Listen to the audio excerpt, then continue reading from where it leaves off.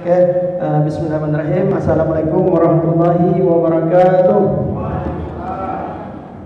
Alhamdulillahirrahmanirrahim. Segala puji hanya bagi Allah Tuhan semesta alam. Terlepas salawat dan salam kita aturkan pada junjungan kita Nabi besar Muhammad SAW.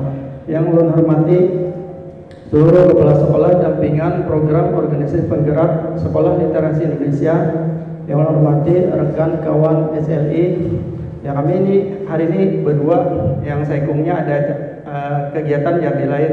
Jadi insya Allah wajah kami berdua. Alhamdulillah tadi kita sudah mendengar pemaparan dari Pak Junaidi selaku Kepala Dinas membuka kegiatan kita pada kegiatan workshop kepemimpinan sekolah. Nah, di sini ada merupakan lanjutan dari program organisasi penggerak yang sebelumnya sudah kita laksanakan bersama-sama. Nah, di sini insya Allah ulun akan membawakan materi terkait tentang program literasi terpadu. Nah, hari ini insya Allah dua materi. Yang kedua itu nanti coach bagaimana nih mengembangkan sekolahnya. Nah, di sini pendahuluannya sudah terlihat lah, kelihatan lah. Kawalin baca leh, nya kawal kelihatan tapi dahulu bisa kata kau baca.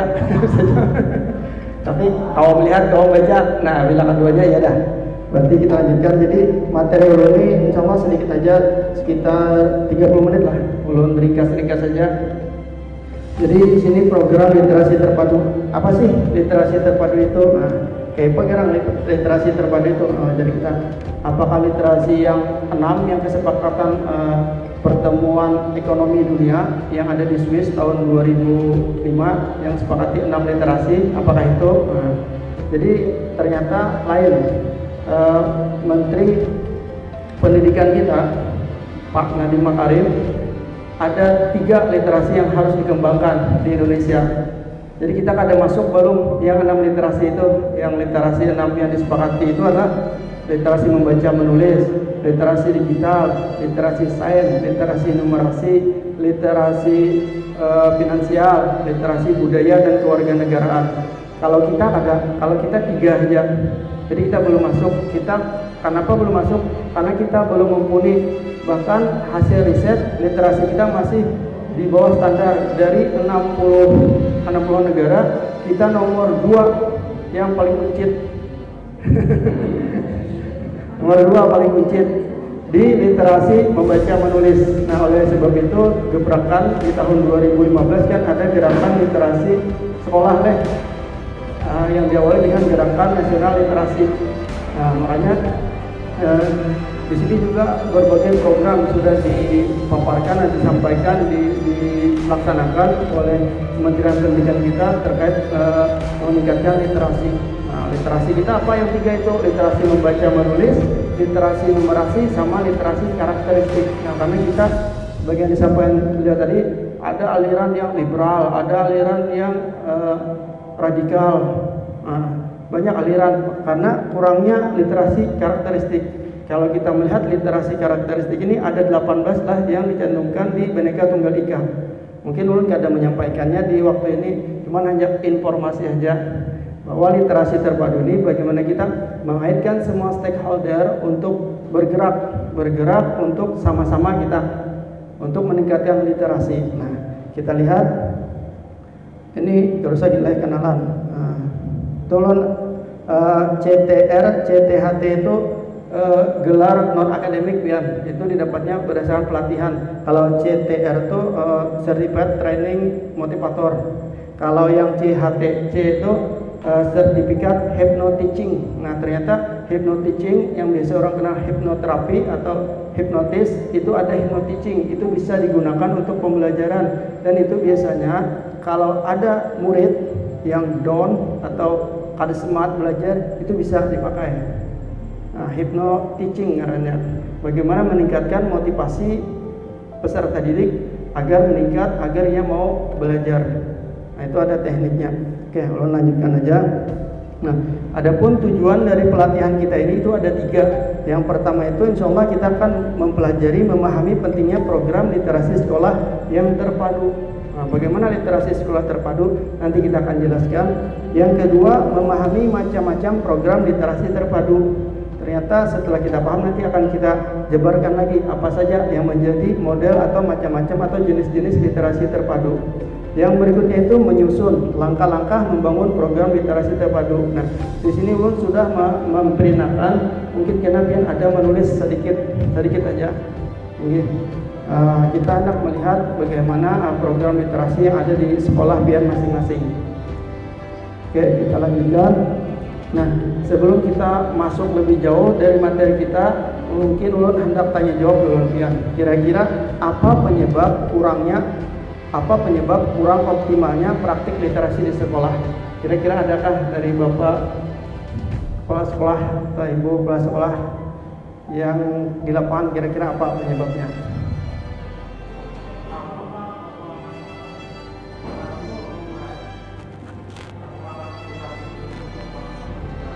Kekurangan motivasi guru untuk literasi. Kebanyakan tugas administrasi dan sebagainya, boleh. Adakah lagi kira-kira apa penyebab kurang optimalnya praktik literasi di sekolah?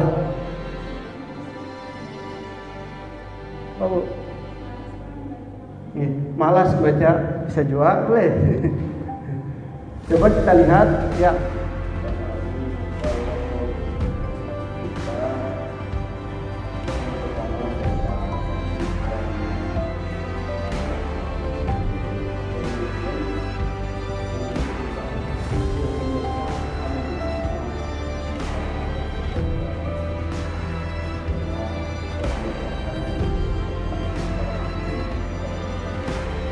Ya, karena kurangnya kebiasaan, kurang hidup dari Bapak tadi. Oke, nah itu tadi jawabannya bujur berataan pian. Jadi berdasarkan riset yang dikembangkan oleh beberapa peneliti bahwa menemukan apa penyebab kurang optimalnya praktik literasi di sekolah.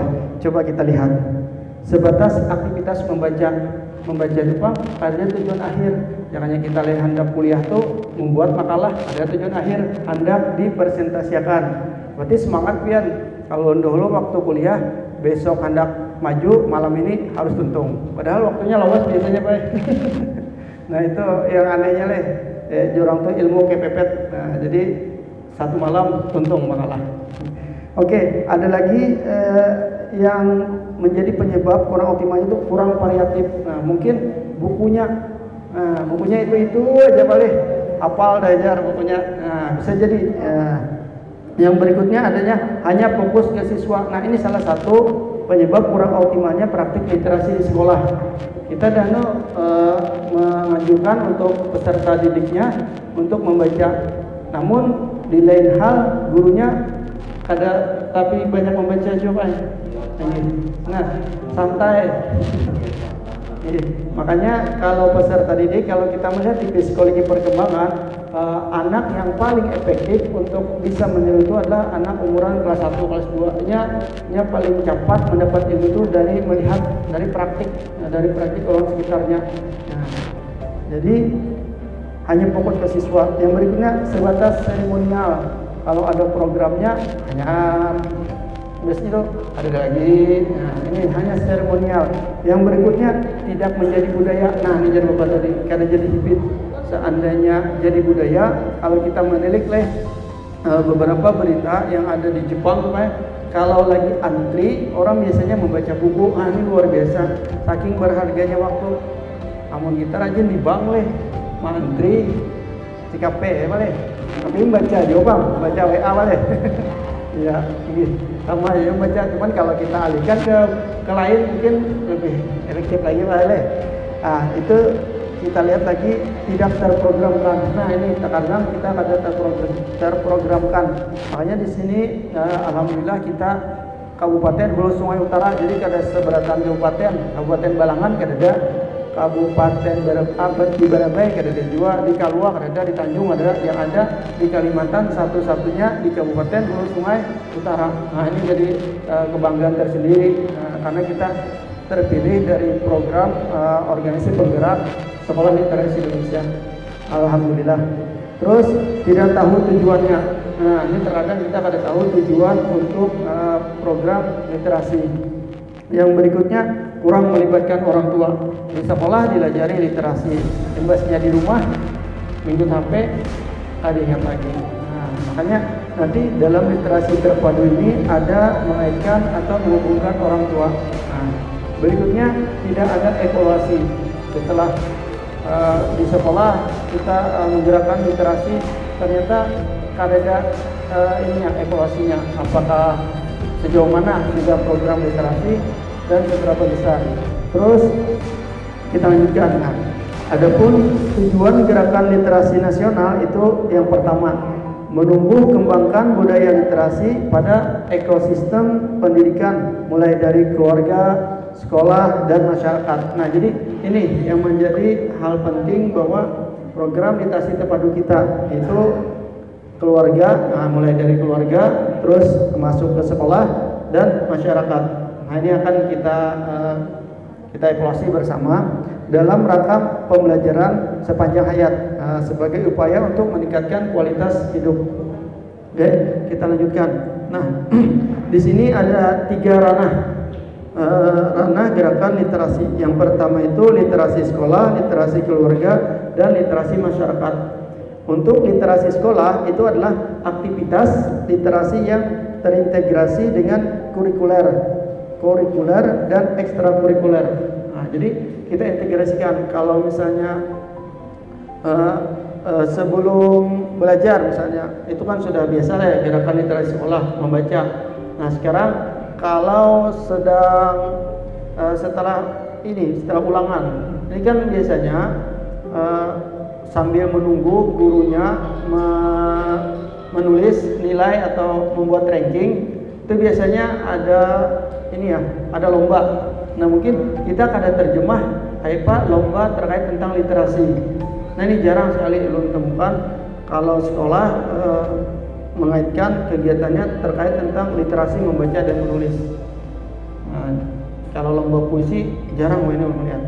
Kalau lagi menunggu final. Yang kedua itu literasi keluarga. Nah, literasi keluarga ini adalah penyediaan bahan bacaan, penguatan pemahaman pentingnya literasi, aktivitas literasi bersama keluarga. Nanti kita lihat bagaimana merancang programnya. Yang berikutnya literasi masyarakat, itu penyediaan akses terhadap sumber belajar di ruang publik. Nah, terus pelibatan publik. Nah, nanti kita lihat juga bagaimana step by stepnya untuk merancang literasi masyarakat. Oke, kita lanjutkan. Nah, di sini ada 4 yang menjadi literasi terpadu. Yang pertama dan utama adalah guru. Nah, pernah lo sampaikan waktu di gedung PGRI bahwa ketika Jepang ya dibom oleh tentara sekutu di Nagasaki dan Hiroshima, itu banyak korban yang berjatuhan. Tapi oleh Perdana Menterinya, oleh pemimpinnya waktu itu, yang ditanya itu bukan berapa banyak korban jatuh, berapa tentara yang jatuh, tapi berapa guru yang masih tersisa. Nah, ini sangat viral ini kata-kata beliau ini hingga sekarang terbukti Jepang adalah negara kuat dengan kawasan yang kecil. Ini negara industri yang mampu membuat perusahaan-perusahaan di luar dari negaranya. Kan kita sering memakai olahan Jepang, sepeda motor, Honda, Suzuki, Yamaha, itu Jepang, yang negara industri. Ya, di sini lah makanya guru menjadi topang utama untuk pergerakan literasi. Karena dari guru bisa menyebar ke siswa bisa menyebar ke keluarga bisa menghidupkan masyarakat. Nah, ini yang diharapkan. Jadi guru, siswa, orang tua, dan masyarakat. Oke, kita lanjutkan. Terus di sini kita lihat gerakan literasi sekolah. Nah, kita mulai masuk program gerakan literasi sekolah. Tadi ada gerakan literasi sekolah, literasi dalam keluarga dan masyarakat. Yang pertama itu gerakan literasi sekolah. Jadi upaya yang dilakukan secara menyeluruh untuk menjadikan sekolah sebagai organisasi pembelajaran yang warganya literat sepanjang hayat melalui pelibatan publik. Nah, jadi diharapkan gerakan literasi sekolah kita ini itu tidak hanya melibatkan orang-orang yang ada di sekolah, guru, siswa, tapi nanti akan menyebar ke masyarakat sekitar. Mungkin ada problem di masyarakat, masalah tanah misalnya, tanah ini cocoknya ditanami apa. Nah, jadi melalui kajian mungkin nanti bisa kolaborasi dengan Universitas Geologi mungkin pertanahan atau ada sekolahnya dan sebagainya, bisa meneliti bagaimana tanah ini yang bagusnya untuk dijadikan tanaman apa. Nah, mungkin seperti itu. Oke, kita lanjutkan. Nah, untuk gerakan literasi sekolah ini itu adalah prinsip GLS, itu sama dengan aktivitasnya menyeluruh ditambah melibatkan publik. Jadi gerakan literasi sekolah itu aktivitasnya menyeluruh, jadi gurunya, siswanya dan sebagainya. Makanya insya Allah nanti sekolah impian ada sedikit bantuan buku, mungkin sudah diinformasikan lah di grup, mungkin ada yang membaca, cuman bukunya kada banyak, tapi yang penting ada, ya ada banyak sedikit barang. Tuh, oke, kita lanjutkan lagi. Nah, di sini kompetensi dasar program literasi terpadu. Nah, ini ada 4 kompetensi dasarnya. Yang pertama itu menulis. Mau kita harus ulun ralat. Yang pertama itu membaca. Yang membaca dulu. Setelah membaca itu biasanya pembendaharaan kata kita semakin banyak, semakin luas. Makanya nanti kita bisa menulis. Setelah menulis itu apa? Berbicara. Setelah berbicara baru berpikir kritis. Makanya kita usahakan peserta didik itu jangan hanya menyampaikan kritik, tapi dia harus membaca agar dia memberikan saran-saran. Sebenarnya ini berlaku untuk siapa aja. Nah, membaca, menulis, berbicara, dan berpikir kritis. Oke, kita lanjutkan. Nah, di sini kita lihat contoh program literasi terpadu untuk siswa. Tadi ada untuk guru, siswa, orang tua, masyarakat. Ada 4 tadi. Kita yang pertama untuk siswa dulu. Nah, nanti diharapkan di sekolahan Bapak Ibu guru semuanya, nanti yang pertama disediakan ceruk ilmu. Ceruk ilmu itu apa? Biasanya kita nyampernya pojok baca. Nah, mungkin di sudut-sudut ruangan nanti ada ceruk ilmu. Nah, mungkin nanti kita akan survei apakah sudah dilaksanakan atau belum. Nanti di setiap kelas. Makanya kalau untuk program literasi terpadu untuk siswa itu ranahnya setiap kelas, nanti kelas 1 sampai kelas 6. Nanti bukunya menyesuaikan tingkatan kelasnya. Itu pojok baca di setiap kelas. Yang kedua itu nanti kita sudah belajar FRA, Fun Reading Activity, sama FLA, Fun Reading Literasi. Nah, ini ulun ngolah pian Fun Reading Al-Quran. Ini lagi memprogram ulun kayak Pak. Saya kira mengajar Al-Quran itu kekanakan rami, jangan yang kayak hal menakutkan, yang kayaknya bertemuan siapakah takutan ya belajar mengaji. Nah, ini lagi memulai programnya. Nah, di sini dalam Gemaring Baca itu pengembangan pustaka sekolah. Nah, ini harus digerakkan lagi kita. Mungkin kalau bisa setiap sekolahan itu ada pustakawannya. Jadi kita bapaknya langsung ini Bang Leh, jika ada nyaman kita kayak caranya Bang Leh, ada setiap sekolah pustakawan. Mungkin program dari dinas mungkin juga itu akan membantu, karena ulun survei ada semua sekolah yang ada pustakawannya. Karena terkait penggajian Bang Leh, perpustakaannya ada, pengelolanya ada. Ya, guru sudah abut jar bapak tadi menganu administrasi, guru pulang menganu perpustakaannya kan. Nah, jadi makanya seandainya tadi nyaman kita sampaikan kalau kawa ada pustakawannya.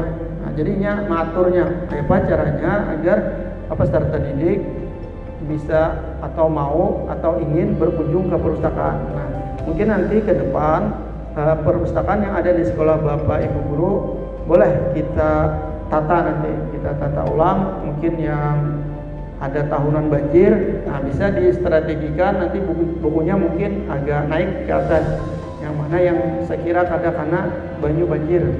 Nah, mungkin nanti bagaimana strateginya.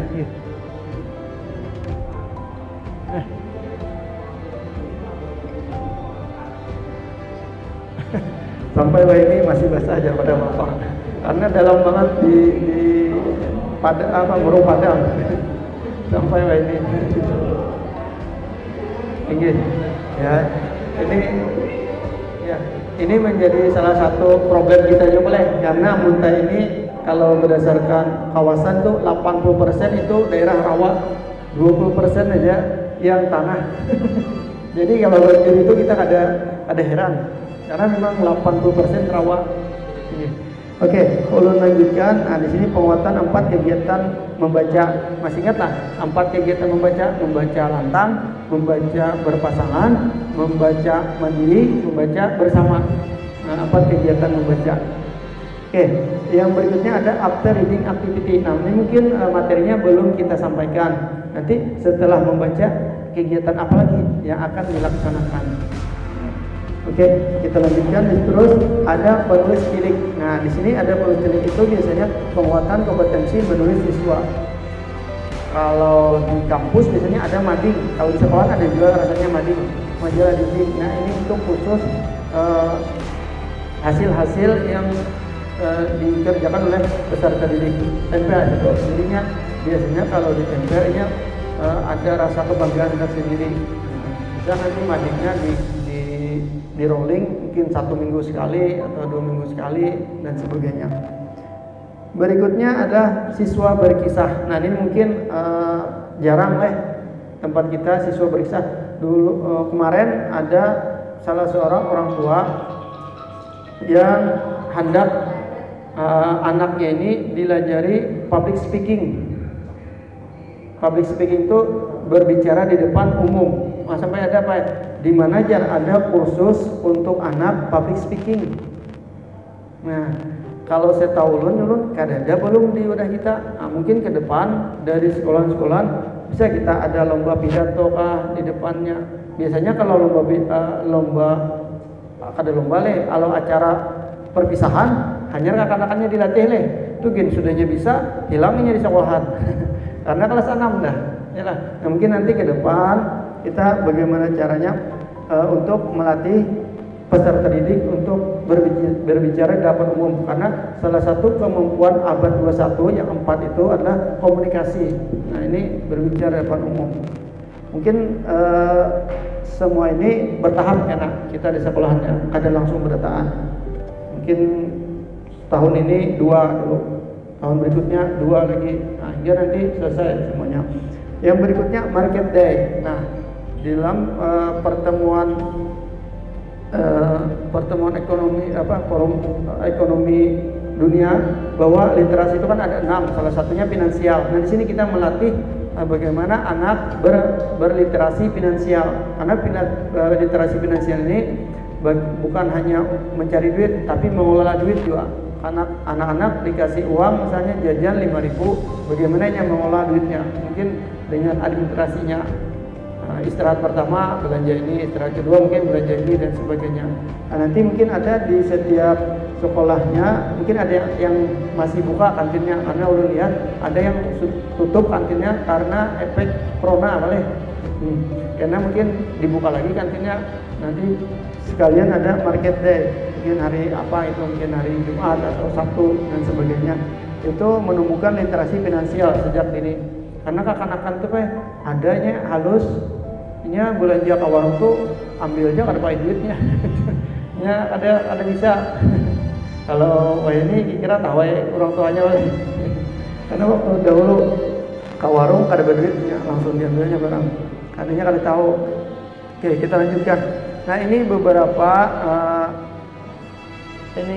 ceruk ilmu lah yang menjadi prinsip dari ceruk ilmu itu. Pertama, visibilitas. Nah, yang penting terlihat. Jadi kalau ada buku, nah itu ada buku hasil tulisan ulun, ada ditumpuk itu tapi dipajang. Itu ada 2 lagi yang hanya tentang cetakannya, transformasi pembelajaran abad 21 dan media pembelajaran berbasis teknologi. Harus terlihat. Jadi anak-anak kalau melihat, apalagi covernya bagus, biasanya yang tertarik. Yang pertama itu mudah terlihat dan terjangkau oleh siswa. Yang berikutnya masalah isi kontennya itu berisi buku penunjang, buku non pembelajaran. Nah, di sini ulun di kampus itu dipercaya untuk mengolah penerbitan agensi Sticky Press. Jadi ulun bersama mahasiswa ini mungkin tahun ajaran baru akan membuat buku-buku yang berbasis cerita anak-anak ya ranah SD dan MI. Itu itu mungkin ke depan nanti itu program dari salah satu program mata kuliah ulun, karena ulun mengajar mata kuliah media, mata kuliah edupreneurship. Yang berikutnya rekor tercatat. Nah, jadi memiliki jurnal ceruk ilmu dan jurnal siswa. Nah, ke depan kita sudah insya Allah kita ada jurnalnya kena. Jadi setiap kegiatan mungkin nanti ada tim yang mencatatnya, atau dari Bapak Ibu nanti setiap bulan. Nah, jadi ada report mungkin setiap bulan, ada yang harian, ada yang mingguan, karena masukkan ke jurnal. Yang berikutnya terprogram, adanya program pembiasaan gemari membaca. Nah, jangan sampai kita ketika ada dari pusat lah aturan gerakan literasi, kita semangat, ketika tidak disampaikan lagi programnya lalu mulai melemah semangatnya. Nah, ini jangan sampai. Makanya kalau bisa ada program ataupun kada ada program itu kita harus mengutamakan atau mendukung pemerintah dalam berliterasi. Yang kita lanjutkan, nah di sini adalah gemari membaca. Nah, itu harusnya aktivitas membaca rutin, terus lantang, bersama, berpasangan, dan mandiri. Nah, ini tadi yang kita sampaikan, ada 4 aktivitas membaca. Yang berikutnya reading response, yaitu menulis kembali, menggambar, bercerita, mengarang. Jadi buku, biasanya kan buku anak-anak tuh sekitar 8 halaman, dan itu pun bentuk dialog. Dialog itu kan kalau kita membaca ya sekitar 1 atau 2 menit selesai itu biasanya bukunya, karena banyak gambarnya. Beda sama buku buku kayak model pembelajaran itu kan hampir tulisan semua, gambar-gambarnya sedikit. Kalau buku anak-anak banyak gambar daripada tulisannya. Kita lanjutkan. Nah, di sini ada program literasi terpadu untuk guru. Tadi untuk peserta didik atau siswa. Sekarang untuk guru, apa saja yang menjadi program literasi untuk guru? Yang pertama itu ceruk ilmu guru. Nah, jadi pojok baca khusus guru. Mungkin melihat di sini ada sudah beberapa sekolahan yang menerapkan ceruk baca khusus ilmu, terutama salah satu sekolah Nabi Ulun di sekolahan SDN Baru Tabing. Nah, di situ sudah ada, bahkan Bapak sendiri yang mengarang bukunya. Nah, ini luar biasa, mungkin nanti bisa diikuti, atau mungkin nanti semua kepala sekolah kita kolaborasi untuk menulis. Bisa nanti kita programkan. Ini bukunya ulun kolaborasi juga dengan beberapa dosen di seluruh Nusantara, bahkan ada guru besar. Mungkin nanti kita programkan lah. Jadi kita memiliki hasil karya. Ini nanti bukunya bisa berbentuk book chapter. Bagaimana pengalaman kepala sekolah di era COVID. Nah, ini tuh nanti jadi hadiah tersendiri bagi kita. Ini kan 2 tahun ini kita kena COVID ini luar biasa nih, perjuangan dari guru-guru sekalian. Yang kedua itu adalah kronik guru, itu penguatan kompetensi menulis jurnal atau buku refleksi guru. Nah, mungkin jurnal yang dimaksud di sini bukan jurnal penelitian, tapi bagaimana hasil refleksi pian ketika kegiatan-kegiatan. Hari ini misalnya sudah melaksanakan kegiatan ceruk ilmu. Nah, siswanya yang ikut dari 20 siswa ada aktif 19 misalnya. Satu orang kurang aktif karena lagi sakit misalnya. Nah, itu nanti bisa ditulis. Nah, terus yang nomor 3 mungkin diharapkan nanti adanya learning community. Jadi komunitas-komunitas kecil dari guru yang biasa sharing session, itu menyampaikan materi. Nah, mungkin berbagi media pembelajaran kah, nanti materi-materinya berbagi model pembelajaran kah, berbagi strategi-strategi pembelajaran kah, atau pembuatan media-media pembelajaran dan sebagainya. Di situ kelompok belajar guru untuk meningkatkan kompetensi secara mandiri, atau book share, lesson study, class training, dan lain-lain. Nah, kalau lesson study mungkin tawapian leh. Itu lesson study ini adalah pengembangan model pembelajaran oleh negara Jepang, itu lesson study. Dan ulun ada beberapa teman dosen yang misalnya kalau pian anak 4 kawal langsung ke Jepang, anak ikut lesson study-nya, cuman bayarnya mandiri. Kalau anak melihat lesson study ini pian hampir persis kayak kita melaksanakan PTK. Jadi ada guru kolaborator. ada yang memantau bahasa kita atau supervisi leh. Nah itu lisensi tadi. Anak langsung ke Jepang pian kawal ngomong akan ya. Jadi salah satu menjadi agen yang ada di Indonesia itu guru besar di Universitas Pakuan Bogor. Dan alhamdulillah ulun akrab dengan. Oke, kita lanjutkan. Nah, di sini ceruk ilmu tadi. Nah, buku-bukunya diletakkan di ruang guru atau di kantor. Nah, mungkin nanti setelah ini bisa nanti buku-buku yang terkait tentang menambah kompetensi atau pengembangan guru ditaruh di kantor. Mungkin ada ceruk ilmu juga. Jadi biar gurunya bisa mengakses. Kalau misalnya bukunya belum ada pian, ulun sudah menulis tuh, ada banyak bukunya, ada 10 tapi masih proses percetakan. Yang berikutnya berisi buku yang relevan untuk peningkatan kompetensi guru. Kalau misalnya hendak murah pian, buka di Perpusnas, itu banyak bukunya pian. Atau buku PDF bentuknya, buka aja di Perpusnas. Atau pian hendak yang lebih murah juga, untuk sementara bisa buka di Garuda. Nah, Garuda tuh ada ribuan lagi, jutaan biar hasil penelitian. Bisa juga buka di Scholar, Google Scholar biar. Atau kalau kita Google Chat di situ puluhan juta bukunya biar. Kita aja lagi membaca karena bukunya banyak. Terus terdapat pencatatan dokumentasi. Jadi buku yang sudah dibaca apa aja mungkin ditulis. Oke, kita lanjutkan lagi. Nah, di sini kronik guru jurnal. Ini mungkin kita belum ada deh, tapi bisa dibuat nih.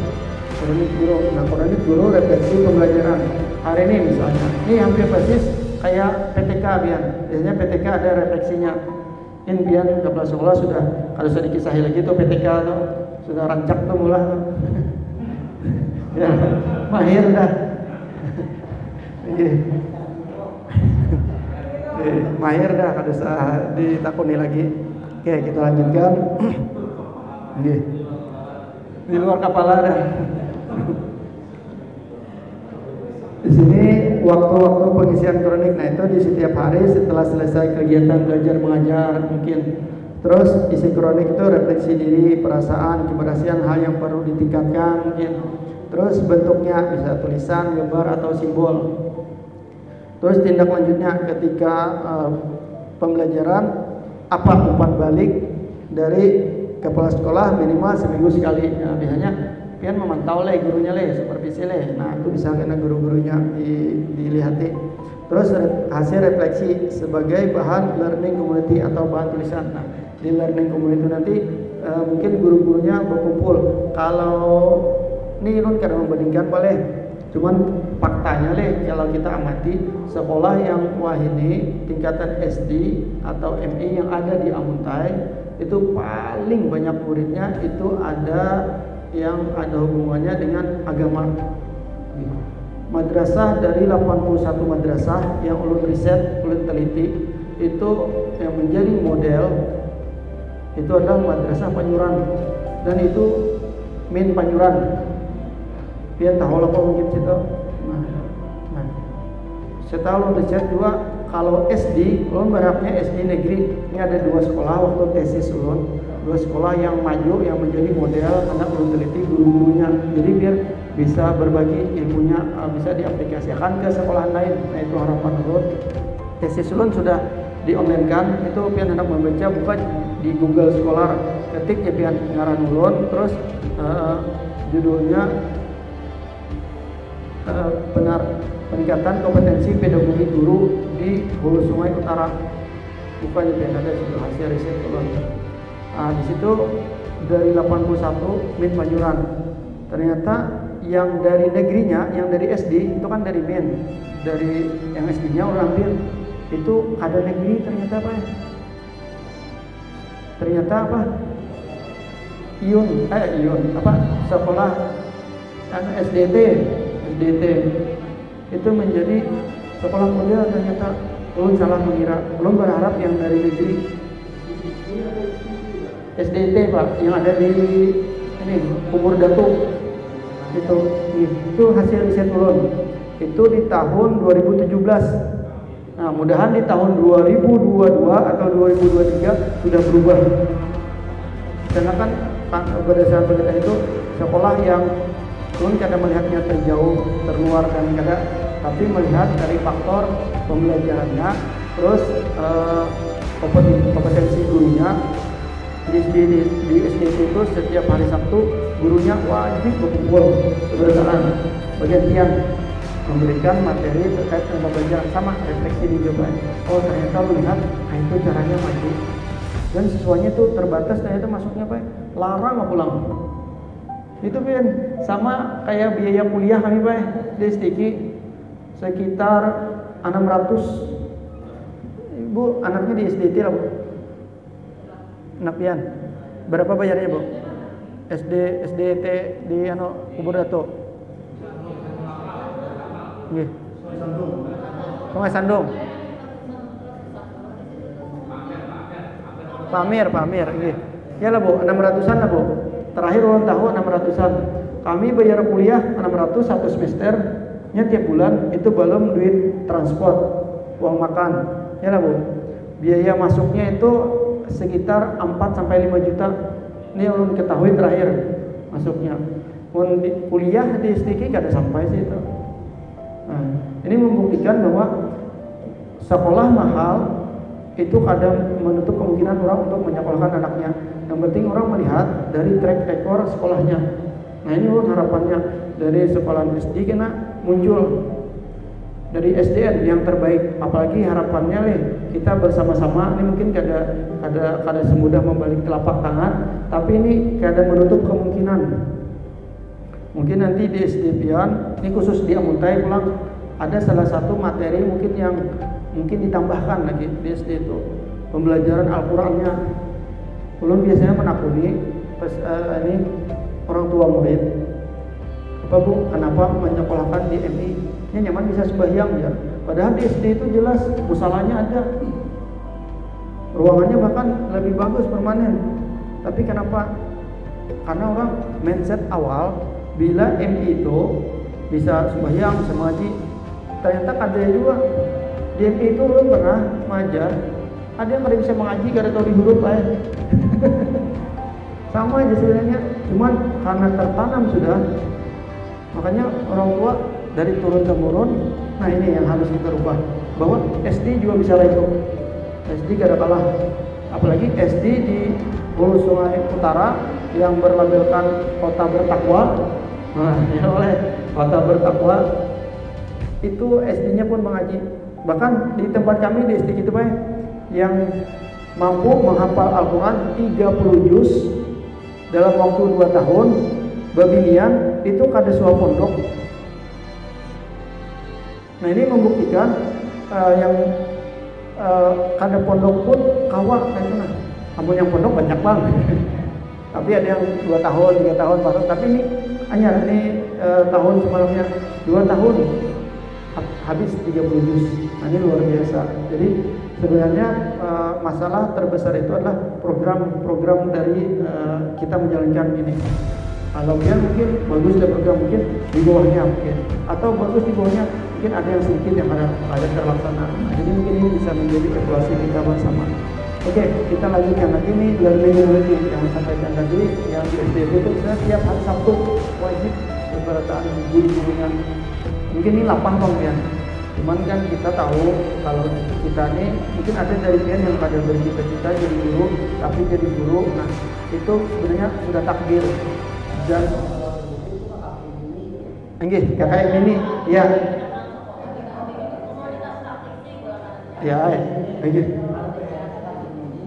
enggih bujur pian dahulu kakak ini le berkumpulan saking guru-gurunya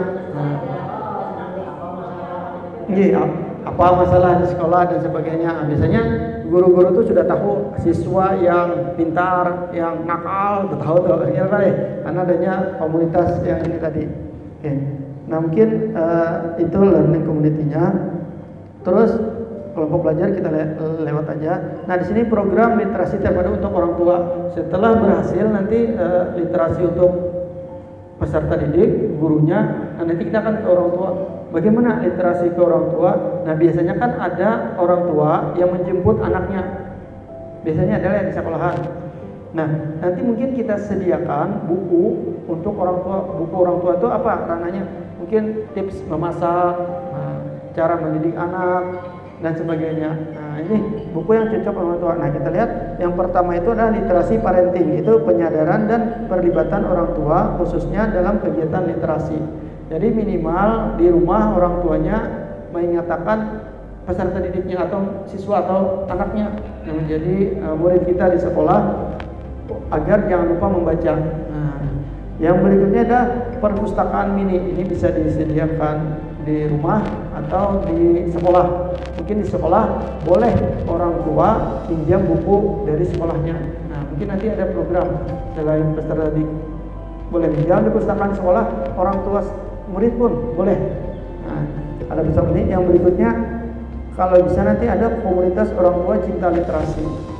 Nah, kalau di tempat ulun di Wadah Bintu Hale di Haur Gading itu orang rami manyam bakul purun. Itu bakul bulan orang itu bisa misalnya masuk bagaimana manyam yang bagus, yang maulah ada nama-namanya. Ini berkembang kali tasnya itu bahkan sampai ke luar daerah, bahkan ada yang keluar negeri.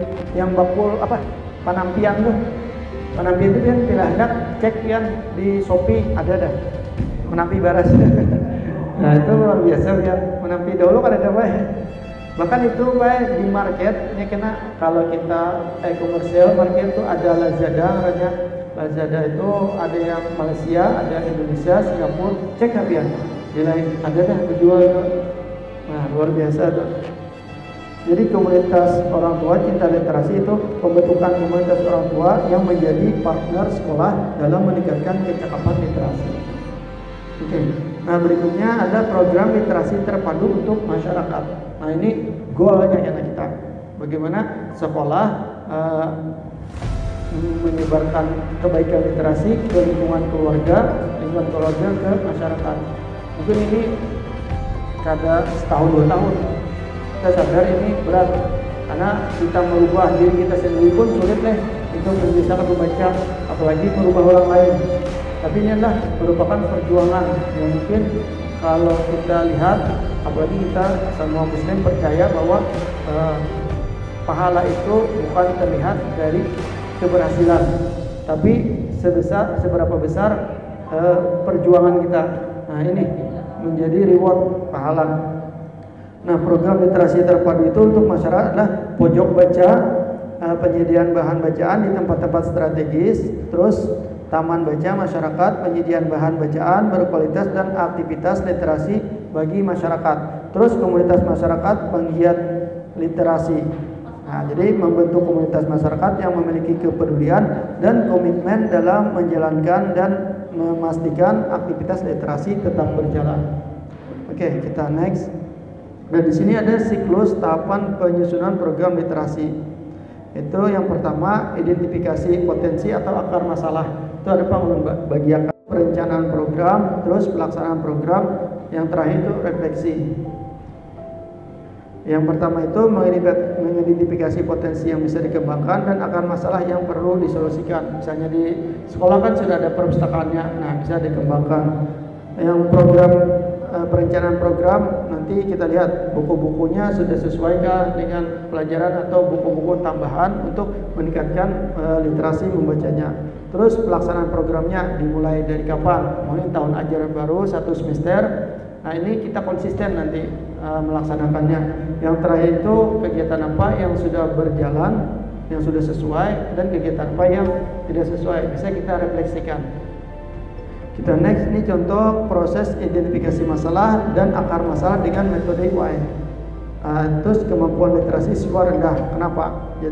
Biasanya masalahnya adalah minat baca siswa masih rendah. Yang kedua, kemampuan literasi siswa rendah. Kenapa? Tidak ada program khusus peningkatan minat baca. Nah, mungkin nanti dari kawan SLE nanti akan mendampingi bagaimana program-program yang sesuai atau menyesuaikan dari sekolah Bapak Ibu guru sekalian. Yang berikutnya fasilitas buku bacaan kurang memadai. Nah, ini menjadi masalah besar. Namun sekarang untuk fasilitas membaca bisa disolusikan. Mungkin ada sekolahan yang sudah mendapat bantuan laptop atau tablet lah, kayak Bapak ini kan Bapak di sekolah Kaluda SD Kaluda luar itu ada dapat bantuan laptop, bantuan tablet. Nah itu bisa digunakan untuk mengakses buku-buku kalau digital banyak ya. Terus tidak ada anggaran pengelolaan buku bacaan. Nah, tadi sudah salah satu solusinya, tidak dianggarkan saat penyusunan RKAS. Oke, kita lanjutkan. Nah ini 6 hal yang perlu ada dalam penyusunan rencana program literasi terpadu. Yang pertama itu refleksi, hasil refleksi, rencana program, sasaran program, indikator keberhasilan, lini masa pelaksanaan, terus penanggung jawab. Nah, ini yang harus ada. Setiap program harus ada penanggung jawabnya. Oke, kita lanjutkan. Di sini ada tahapan implementasi program literasi terpadu. Nah, ini sebagaimana tadi kita tanya jawab di awal, harus adanya pembiasaan. Ini memang ulun merasa sulit Bang, pembiasaan. Tapi kita harus coba terus. Dan inilah yang akan menjadi tolak ukur kita. Karena sebenarnya ada orang gagal, yang ada orang menyerah. Seandainya ada menyerah, ada mau gagalnya. Gagal coba lagi, gagal coba lagi. Yang berikutnya pengembangan. Nah setelah kita terbiasa untuk membaca, terus pengembangan. Karena ulun ingat betul ketika dulu waktu ingin menggemari membaca itu dimulai dari buku yang sederhana, buku komik yang banyak gambarnya, terus meningkat ke buku kisah, buku fiksi, lalu buku pelajaran. Karena ulun merasa serangan kalau membaca buku pelajaran itu 10 menit itu sudah kada tenang tuh bergerak-gerak tapi kalau novel lu cuma membaca satu novel itu satu hari selesai, halamannya 200-an sampai tengah malam membaca karena mengalir ceritanya, mengalir hendak lagi. Nah ini mungkin nanti menjadi kebiasaan. Mungkin yang sederhana dulu, nanti buku-buku di sekolahan, baru nanti ke pelajaran. Karena sulit memang buku pelajarannya. Yang terakhir baru disinergi. Nah nanti guru ini sudah selesai bacaannya, lalu disampaikan dan sebagainya. Oke, kita lanjutkan. Terus kunci gerakan literasi. Nah ini yang harus kita garis bawahi. Semua program tidak akan bisa berjalan sukses lah kalau ada aksi, kalau ada diimplementasikan, kalau ada diaplikasikan, kalau ada dijalankan. Yaitu yang pertama itu terencana dan terprogram, yang berikutnya berkesinambungan, yang berikutnya terintegrasi. Nah, terintegrasi semua stakeholder. Yang kedua itu adalah kolaborasi. Nah, pernah kiasan mengatakan kalau kita ingin berjalan cepat maka berjalanlah sendiri. Kalau kita ingin berjalan lebih lama maka berjalanlah bersama-sama. Nah ini mungkin adanya nanti kolaborasi untuk melibatkan semua pihak. Yang terakhir, nah ini biasanya tantangan untuk program literasi itulah. Mungkin itu saja yang bisa ulun sampaikan. Salah hilap mohon maaf.